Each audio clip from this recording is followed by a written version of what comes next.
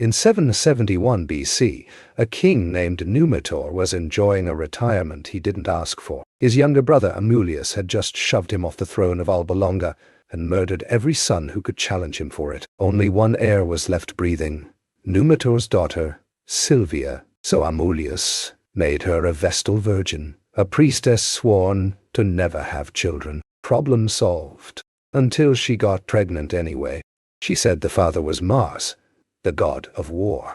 Whether Amulius believed her or not, he now had a bigger problem. Twin boys, Romulus and Remus, legitimate heirs to his stolen throne. So he had the infants thrown into the Tiber to drown. This part is myth, not verified history, but it's the story Rome told about itself, so it matters. The twins didn't drown. Their basket washed up on a riverbank. A she-wolf nursed them instead of killing them, and a shepherd later raised the boys as his own. Years later, the brothers brawled with men working for Amulius, and in the chaos learned the truth.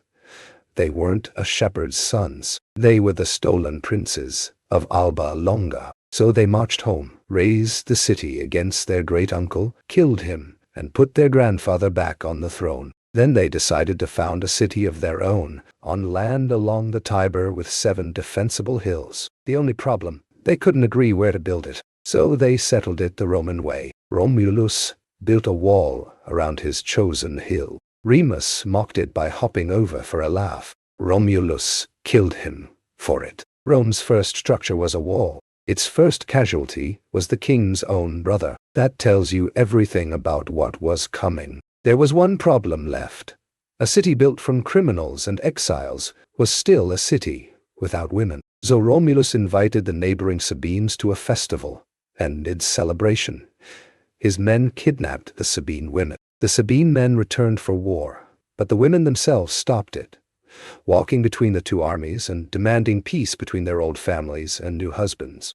The two peoples merged into one Rome. That pattern, solving a problem through force and then absorbing the result, would repeat for the next 1,000 years. Rome went through 6 more kings after Romulus. Some built temples. One built the sewer system Rome is still known for. 2 were assassinated by political rivals. The 7th was so cruel, the people expelled him and swore off kings completely. In his place, Rome elected 2 consuls instead of 1, each able to veto the other, both replaced every year. No more permanent power in a single man's hands. That was the plan, anyway. Almost as soon as the Republic began, Rome was humiliated. An army of Gauls marched in from the north, defeated Rome in open battle, and occupied the city itself, looting it for months before accepting a ransom in gold to leave. Rome never forgot it. The city turned aggressively militaristic, conquering its Latin neighbors, then nearby hill tribes, then Greek colonies, expanding outward in every direction it could reach. The real test came from Carthage, a wealthy trading power with a navy Rome didn't even have yet. Across 3 wars, Rome built its own fleet by copying captured Carthaginian ship designs and won the first round outright. The Second War nearly broke them. The general Hannibal marched an army, elephants included, over the Alps into Italy, handing Rome defeat after defeat for over a decade. Rome held on and won anyway, but the scars lasted generations. By the Third War, Rome wasn't negotiating. It destroyed Carthage completely, leveled the city, enslaved its population, and removed its only serious rival for good. With Carthage gone, Rome expanded into Spain, North Africa, Greece, and Asia Minor. And the man who delivered the final blow against the Gauls who'd sacked Rome centuries earlier was Julius Caesar. He marched into Gaul, conquered it tribe by tribe, pushed into Germany and Britain, and came home a war hero with an army loyal only to him. The Senate, afraid of his power, ordered him to disband that army before returning to Rome. He refused and marched on the capital instead. The Senate fled. Rome was his with barely a fight. Becoming sole ruler took 4 more years of civil war. When Caesar finally won, half the Senate liked him. He'd lowered taxes, expanded citizenship, fixed the calendar into the one we still use today, and rebuilt much of the city. The other half watched him collect title after title. Dictator, consul, head priest, and saw a king in everything but name. 500 years after Rome swore off kings forever, the Senate decided the only way to save the Republic was to kill the man threatening to end it. They stabbed him to death in a Senate meeting. It backfired immediately, because while the senators hated Caesar, the Roman people had loved him. Caesar's ally Mark Antony and his adopted heir, 18-year-old Octavian, became the two most powerful men left standing. Antony allied with Cleopatra of Egypt and drifted from Rome. Octavian accused him of planning to move Rome's capital to Alexandria. Rome believed it. War followed.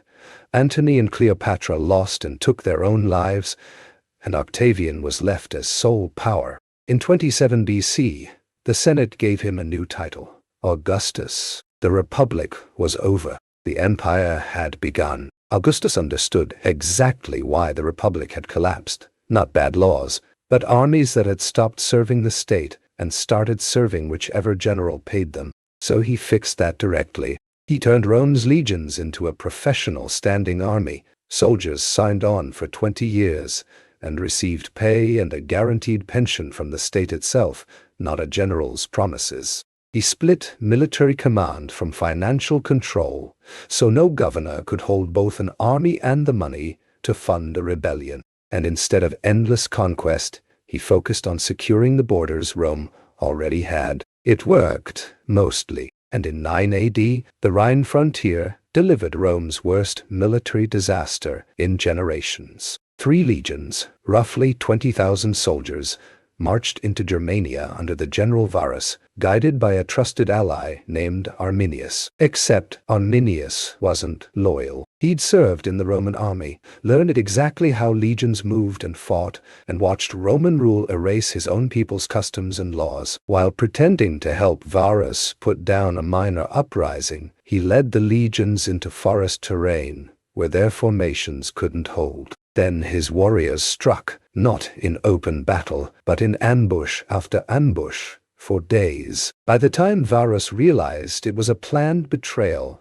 there was no army left to save. He took his own life rather than report the loss in person. Augustus made a permanent decision: stop trying to conquer Germania. The Rhine would be the border, full stop, a line that would define the empire for the next 4 centuries. Inside that border, Roman citizens lived with paved roads, aqueducts, courts, and grain supplies that kept cities fed even in hard years. Outside it, life was harder but freer. No taxes, no bureaucracy, but no safety net either. That mattered because for centuries afterward, most people outside Rome didn't want to destroy it. They wanted in. Augustus died in 14 AD, having built something the Republic never had: stability. His successor, Tiberius, didn't share his gift for public life and eventually abandoned Rome to rule from the island of Capri, leaving the vacuum that the Praetorian Guard, the emperor's own bodyguard, quietly filled. When Tiberius died, the Guard helped install Caligula. When Caligula grew dangerously unstable,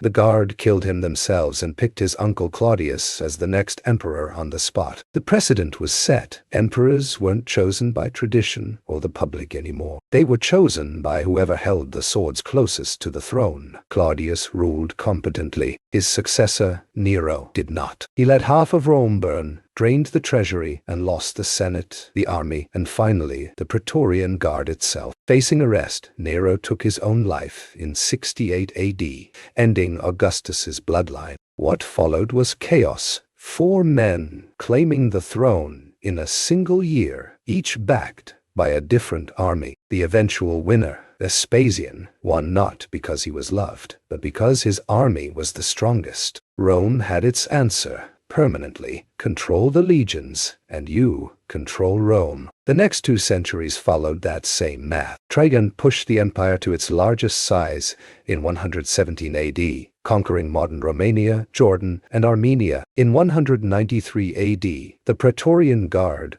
literally auctioned the throne to the highest bidder, a man who lasted 66 days before execution. By the 3rd century, the empire was in true crisis. Emperors falling within months, Germanic and Persian armies pressing both borders, plague and inflation, gutting the economy. One emperor, Diocletian, finally admitted the empire was too big to rule as one piece. He split it into 4 regions under 4 rulers and moved power away from Rome out to the frontiers. After his retirement, the 4-way system collapsed into civil war, and Constantine came out on top. He reunified the empire, but built his new capital not in Rome, but at Constantinople in the east, a Christian capital for a Rome that increasingly wasn't pagan, wasn't Latin-speaking, and wasn't centered in Italy anymore. In 395 AD, an emperor split the empire between his 2 sons for the final time. East and West stopped functioning as one state. The eastern half, wealthier and better defended, would survive another 1,000 years as what historians now call the Byzantine Empire. The western half didn't have that kind of time left. The end came from beyond Rome's borders entirely. In the late 4th century, the Huns swept out of the steppe and crashed into the Goths north of the Danube. Facing annihilation, tens of thousands of Goths fled across the river and asked Rome for asylum. Rome let them in, but corrupt officials exploited and starved them so badly that the Goths revolted, destroyed a Roman army, and killed the emperor in battle. The lesson Rome learned too late: